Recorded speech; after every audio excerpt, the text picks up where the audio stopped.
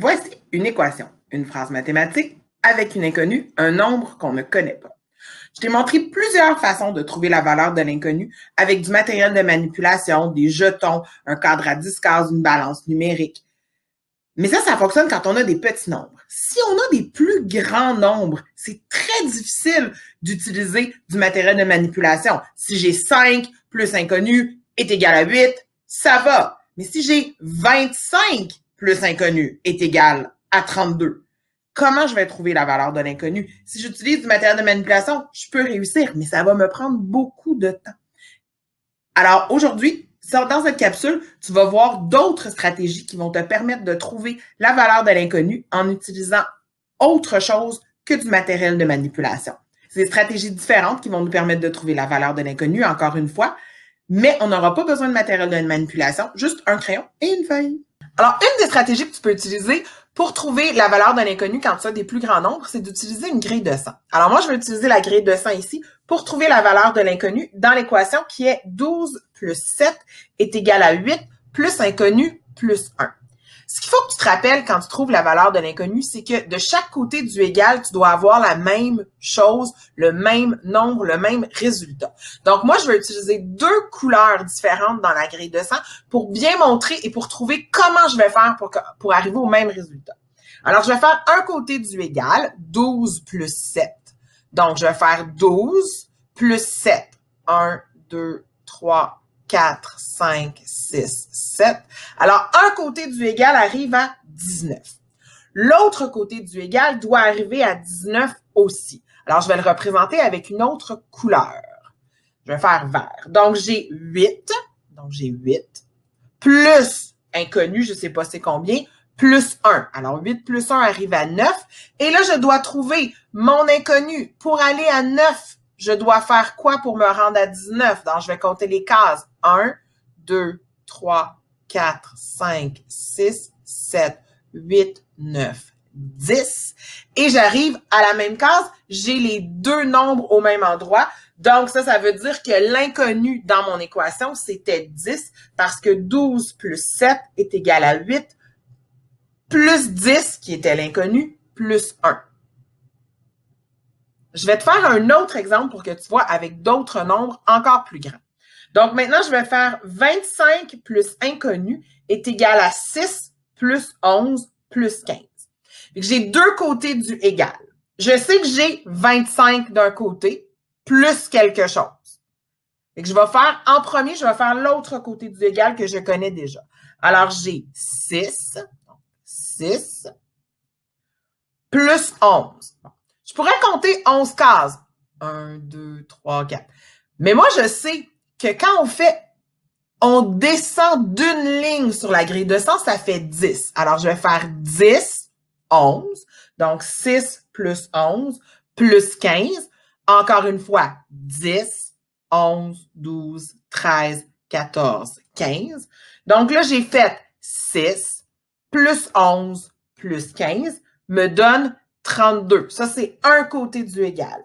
L'autre côté du égal doit arriver à la même chose. Alors, mon autre côté du égal, c'était 25 plus inconnu. Alors, combien je dois faire maintenant pour passer de 25 à 32? Je vais aller trouver, pour comme ça, mes deux côtés du égal vont être pareils. 26, alors 1, 2, 3, 4, 5, 6, 7. Je me retrouve à 32. Les deux côtés de mon équation sont égales. Donc, mon inconnu était 7. Je peux donc dire que 25 plus 7 est égal à 6 plus 11 plus 15.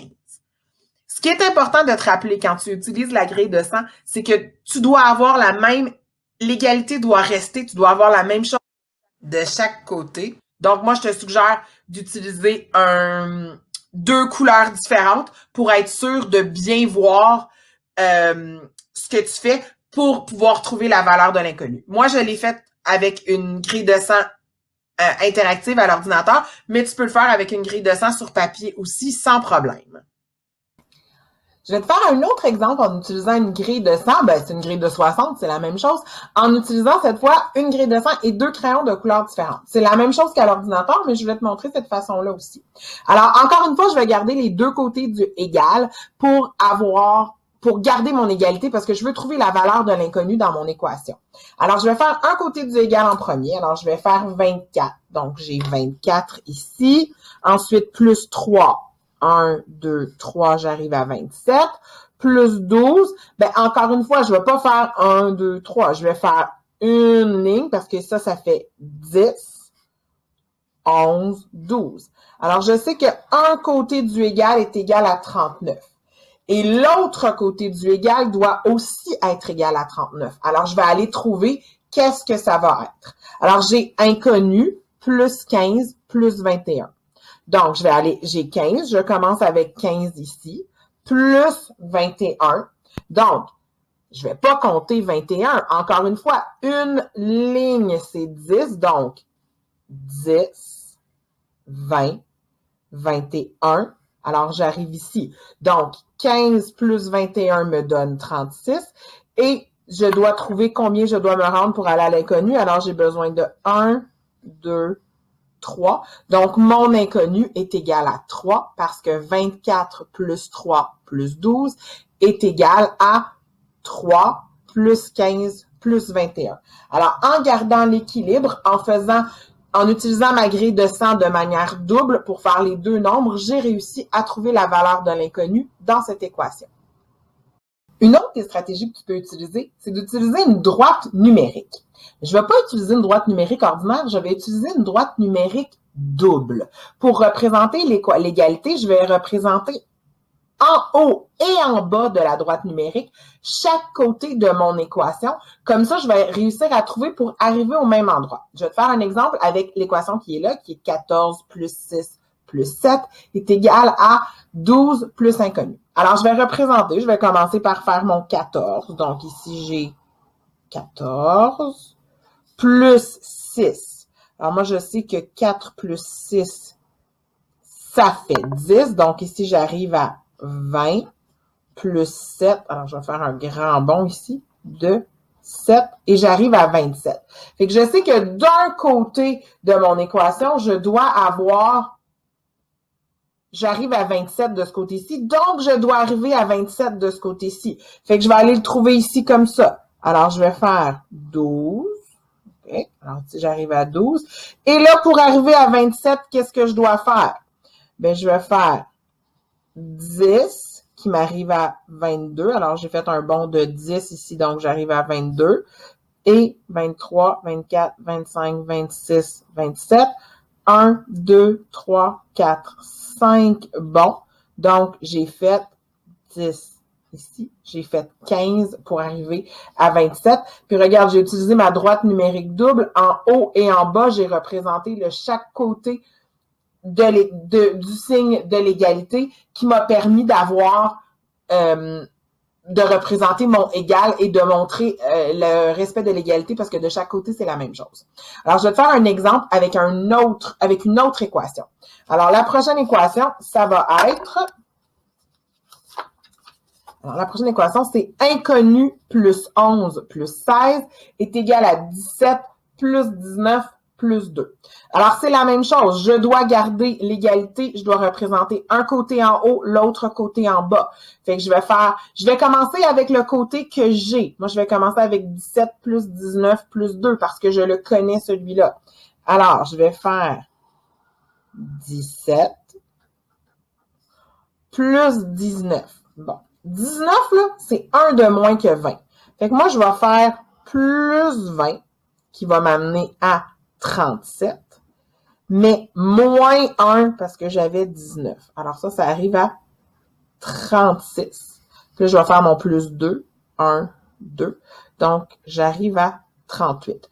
D'un côté du égal, j'ai 38. De l'autre côté du égal, je dois aussi avoir 38. Donc, je vais faire 11. Ici, j'ai 11. Plus 16. Alors, moi, je vais faire plus 10, puisque tu te rappelles, hein, sur une droite numérique, on utilise des rapprochements qui vont nous permettre de compter rapidement. Alors, 11 plus 10, j'arrive à 21, plus 6. 1, 2, 3, alors 21, 2, 3, 4, 5, 6, 21, 22, 23, 24, 25, 26, 27. Et là, comment je vais me rendre de 27 à 38?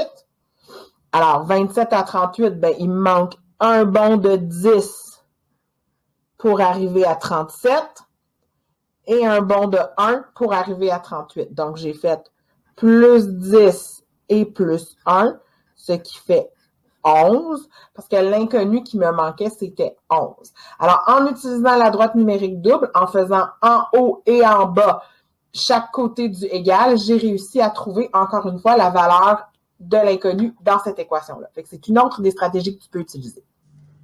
Il existe aussi des droites numériques que tu peux utiliser à l'ordinateur. Je vais te faire un exemple ou deux avec cette droite numérique-là que je peux utiliser. Alors moi, je vais trouver la valeur de l'inconnu dans l'équation qui est ici. 13 plus 15 est égal à 8 plus 11 plus inconnu. Donc, je vais faire la même chose. Je vais utiliser ma droite numérique. Donc, je vais représenter un nombre. Donc, je vais faire un bond de 13 avec mon premier nombre. Alors, un bond de 13. Et ensuite, je vais faire un bond de 15. Donc, 13 et ensuite, je vais faire 15 comme ça. Je vais aller le placer au bon endroit. Et je sais donc que le haut de ma droite numérique doit être à 28. Donc, l'autre côté de mon égal doit aussi arriver à 28. Alors, je vais aller trouver, encore une fois. Alors, je vais faire le 8 plus 11 et je vais trouver c'est combien. Alors, je vais faire...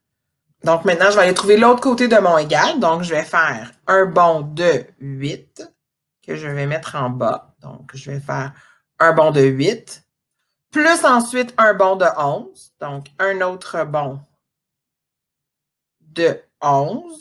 Donc, je vais faire un bond de 11. Ensuite, je dois trouver combien je dois faire pour me rendre à 28. Donc, je vais essayer de trouver. Je vais ajouter mon bond ici. Donc, j'ai 5 déjà. Puis là, je vais juste l'agrandir. 6, 7, 8, 9. Oh, et maintenant, je sais, parce que de chaque côté du égal, c'est la même chose. Donc, je sais que l'inconnu, c'est 9 parce que en haut et en bas du égal, ma droite numérique, elle est pareille. Alors, je vais te faire un autre exemple avec la droite numérique double à l'ordinateur en utilisant cette équation qui est inconnu plus 11 plus 6 est égal à 15 plus 8 plus 2. Alors, encore une fois, c'est une droite numérique double. En haut et en bas, je dois représenter de chaque côté de l'égalité. Je ne vais pas commencer avec le côté où il y a l'inconnu. Je vais commencer avec celui que je connais. Alors, je vais faire 15 plus 8 plus 2. Donc, je vais commencer par faire un bond de 15. Donc, un bond de 15. Alors, un bond de 15. Ensuite, je vais ajouter un bond de 8. Donc, plus 8. Alors, un bond de 8. Comme ça. Et ensuite, je vais ajouter mon bond de 2. Alors, je vais ajouter un autre bond de 2. Un bond de 2. Et j'arrive à 25. Donc, je sais qu'un côté de mon égalité est 25, ce qui veut dire que l'autre côté de mon égalité doit aussi être 25. Fait que là, je vais aller faire. Je peux pas faire mon inconnu, c'est ce que je cherche. Donc là, je vais commencer avec 11, qui est le premier nombre que j'ai. Donc, je vais aller trouver, je vais faire 11. 11 plus 6. Donc, je vais aller ajouter 6 ici. Donc, je vais ajouter 6. Et là, je cherche mon inconnu, qu'est-ce que c'est, pour me rendre d'ici jusqu'ici. Alors, je vais le trouver avec des bonds de 1. Fait que je vais mettre un bond de 1. Puis après ça, je vais aller mettre, alors j'ai 1, 2, 3, 4, 5, 6, 7, 8. Alors, pour me rendre ici à égalité de 1 à l'autre, j'ai besoin de 8. Parce que l'inconnu ici, c'est 8. Parce que 8 plus 11 plus 6 est égal à 15 plus 8 plus 2. Alors, en utilisant la droite numérique double, en gardant l'égalité en haut et en bas pour que ça arrive au même endroit, j'ai réussi à trouver la valeur de l'inconnu dans cette équation. C'est maintenant à toi de jouer. Tu viens de voir plusieurs stratégies différentes pour trouver la valeur de l'inconnu dans une équation quand il y a un plus grand nombre, comme utiliser une droite numérique double, que ce soit sur papier ou à l'ordinateur, ou une grille de 100 à l'ordinateur ou sur papier, la même chose. C'est aussi des stratégies que tu peux utiliser quand tu veux trouver la valeur de l'inconnu dans des plus petites équations. Tu peux les utiliser aussi. C'est une des stratégies que tu peux utiliser pour déterminer si des égalités sont vraies ou des égalités sont fausses. Ça fonctionne toujours. Tu peux aussi utiliser le matériel de manipulation comme tu le faisais avant. C'est juste que des fois, c'est plus long quand les nombres sont plus grands. Tu pourrais aussi décider de dessiner des blocs de base 10 ou d'utiliser des blocs de base 10. C'est toi qui choisis. Ce qui est important, c'est que tu trouves une stratégie ou des stratégies que tu vas aimer et qui vont te permettre de bien trouver la valeur de l'inconnu dans les équations. Maintenant, c'est à toi de jouer. À ton tour de te pratiquer à utiliser une des stratégies que je viens de te montrer pour trouver la valeur de l'inconnu dans les équations de la journée.